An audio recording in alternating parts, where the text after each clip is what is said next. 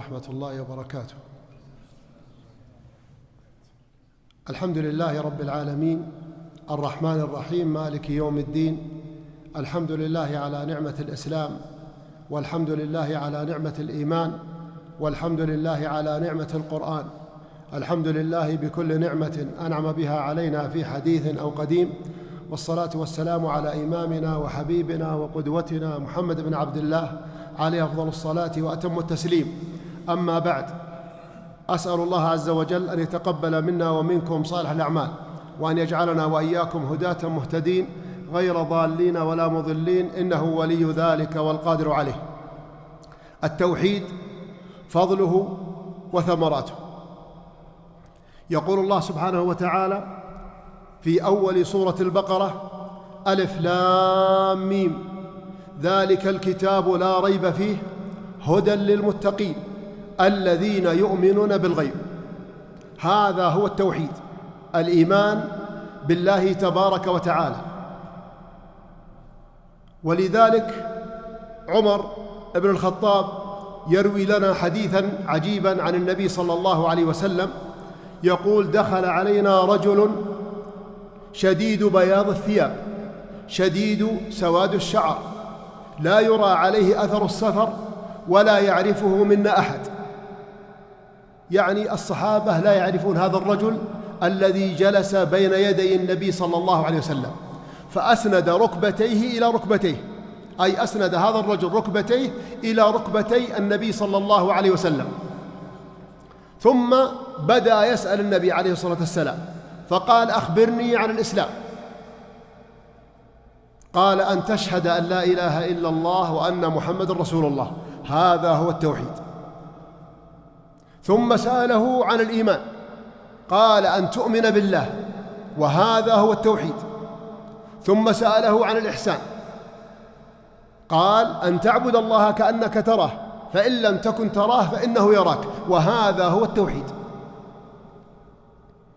ولذلك عن عبد الله بن عمر كما في الصحيحين عن رسول الله صلى الله عليه وسلم أنه قال: بني الإسلام على 5: شهادة أن لا إله إلا الله وأن محمد رسول الله، وهذا هو التوحيد. إذن ما معنى التوحيد؟ التوحيد هو إفراد الله سبحانه وتعالى بالعبادة، يعني جميع عباداتنا التي نتقرب بها إلى الله تبارك وتعالى، صلاة، صيام، حج، زكاة، صدقة، ذكر، خوف، رجاء، كلها لله تبارك وتعالى. إفراد الله سبحانه وتعالى بالألوهية، فليس هناك إله إلا الله. إفراد الله سبحانه وتعالى بالربوبية، فليس هناك رب لهذا الكون ولهؤلاء البشر إلا الله سبحانه وتعالى. وإفراد الله سبحانه وتعالى بالأسماء والصفات، أسماء الله سبحانه وتعالى وصفاته كلها أسماء عظيمة لله تبارك وتعالى. ولذلك هذا هو التوحيد الذي ندين الله سبحانه وتعالى به. ولذلك أيها الأحبة، يقول الله سبحانه وتعالى عن الحكمة من خلق الثقلين الجن والإنس: وما خلقت الجن والإنس إلا ليعبدون، أي ليوحدون. ويقول سبحانه وتعالى: ولقد بعثنا في كل أمة رسولا أن اعبدوا الله واجتنبوا الطاغوت، أي وحدوا الله تبارك وتعالى. النبي صلى الله عليه وسلم يرسل معاذ إلى اليمن داعية إلى الله تبارك وتعالى، فيقول له: إنك تأتي قوما أهل كتاب، يعني عندهم كتاب ولكنه تحرف هذا الكتاب وتركوا هذا الكتاب. إنك تأتي قوما أهل كتاب، فأول ما تدعوهم إليه أن يشهدوا أن لا إله إلا الله وأن محمد رسول الله، وفي رواية أخرى إلى أن يوحدوا الله سبحانه وتعالى. فإنهم أطاعوك إلى ذلك فأعلمهم أن الله افترض عليهم 5 صلوات في اليوم والليلة. ثم أكمل النبي صلى الله عليه وسلم هذا الحديث. ولذلك أيها الأحبة، التوحيد مهم أن نعتني به. يقول النبي صلى الله عليه وسلم: من لقي الله من لقي الله لا يشرك به شيئا دخل الجنة. من لقي الله لا يشرك به شيئا دخل الجنة. ومن لقيه يشرك به شيئا دخل النار. إذن من كان مسلم، من كان يشهد أن لا إله إلا الله وأن محمد رسول الله ومات على ذلك فهو من أهل الجنة. ومن مات كافرا مشركا فهو من أهل النار، كما أخبر الله بذلك وأخبر بذلك النبي صلى الله عليه وسلم. ولذلك أيها الأحبة نهتم بالتوحيد ونحافظ عليه، ولا نقع في أي ناقض من نواقض التوحيد حتى نلقى الله سبحانه وتعالى مسلمين. يا أيها الذين آمنوا اتقوا الله حق تقاته ولا تموتن إلا وأنتم مسلمون، تردد في كل خطبة جمعة. يا أيها الذين آمنوا اتقوا الله حق تقاته ولا تموتن إلا وأنتم مسلمون، أي موحدون مؤمنون بالله تبارك وتعالى. يحافظ الإنسان على نفسه وعلى توحيده وعلى إيمانه وعلى عقيدته حتى يلقى الله سبحانه وتعالى غير مبدل ولا مغير. فمن مات على الإسلام ومات على التوحيد دخل الجنة. ولذلك خطورة الشرك عند الله سبحانه وتعالى عظيمة. إنه من يشرك بالله فقد حرم الله عليه الجنة ومأواه النار وما للظالمين من أنصار. إنه من يشرك بالله فقد حرم الله عليه الجنة ومأواه النار وما للظالمين من أنصار. إذن خطير الشرك.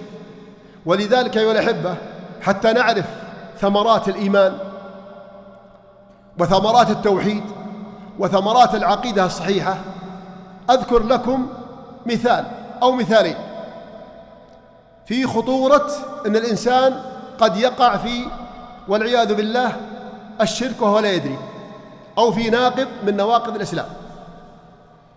كلنا نتعرض الأمراض، إما في نفسي وإما في أهل بيتي أو في زوجتي أو في أولادي. والله سبحانه وتعالى شرع الأسباب الشرعية التي نقوم بها. فالإنسان إذا مرض يرقي نفسه، هذا أولا، ثم يذهب إلى المستشفى وإلى أحسن المستشفيات وإلى أفضل الأطباء. هذه طريقة شرعية، لكن لا تعتمد على هذا السبب، ولا تعتمد على المستشفى، ولا تعتمد على الطبيب، اعتمد على الشافي سبحانه جل في علاه. هنا التوحيد. أنا أروح وأبذل السبب وأذهب إلى الطبيب وأبحث عن الطبيب الماهر وعن المستشفى وأبذل مالي للحصول على الصحة وعلى العافية، لكنها سبب ولا أعتمد عليها، بل أعتمد على مسبب الأسباب سبحانه جل في علاه. هذا توحيد. هناك من يفكر مباشرة في السحرة ومشعوذين، يقول أشوف لي واحد يعالجني، وهم سحرة ومشعوذين ويخرجون الإنسان من دين الله تبارك وتعالى ومن توحيده. يقول النبي صلى الله عليه وسلم: من أتى كاهنا أو عرافا فصدقه بما يقول فقد كفر بما أنزل على محمد صلى الله عليه وسلم. ومن ذهب إليه بس فقط يتفرج مع الناس وما صدقها أصلا، لكن ذهب إليه بس فقط، لم تقبل له صلاة 40 ليلة. خطورة التوحيد، خطورة الشرك، خطورة عظيمة. ولذلك يا الأحبة نهتم بهذه النقطة، مهمة جدا. نعم نصلي، نتصدق، نصوم، لكن إذا لم يكن هناك أساس من التوحيد ومن الإيمان ومن العقيدة الصحيحة فما ينفع ما فوقها. وقدمنا إلى ما عملوا من عمل فجعلناه هباء منثورا. تروا الكفار يتصدقون، تروا عندهم جمعيات خيرية، تروا عندهم رحمة في قلوبهم كثيرا، لكن ما ينفع. وقدمنا إلى ما عملوا من عمل فجعلناه هباء منثورا، ما ينفع. إذا لم تأتي بالتوحيد وأصل الإسلام وأصل الدين وأصل العقيدة فلا ينفع أي عمل صالح إذا لم يكن الأساس هو التوحيد وإفراد الله سبحانه وتعالى بالعبادة. فلا نصلي إلا لله، ولا نزكي إلا لله، ولا نعبد إلا الله سبحانه وتعالى، ولا نتجه إلا إليه سبحانه جل في علاه. ويقول الله سبحانه وتعالى في ثمرات الإيمان: إن الذين قالوا ربنا الله يعني موحدين، ثم استقاموا تتنزل عليهم الملائكة في ساعة الاحتضار، في ساعة النقلة إلى الدار الآخرة التي لا بد منها. إن الذين قالوا ربنا الله ثم استقاموا تتنزل عليهم الملائكة ألا تخافوا مما أمامكم ولا تحزنوا على ما خلفتم وراءكم، ألا تخافوا ولا تحزنوا وأبشروا بالجنة التي كنتم توعدون، نحن أولياؤكم في الحياة الدنيا وفي الآخرة، ولكم فيها ما تشتهي أنفسكم ولكم فيها ما تدعون، نزلا من غفور رحيم. الضيافة عند من؟ عند أكرم الأكرمين، لمن كان موحدا صادقا مخلصا لله سبحانه وتعالى.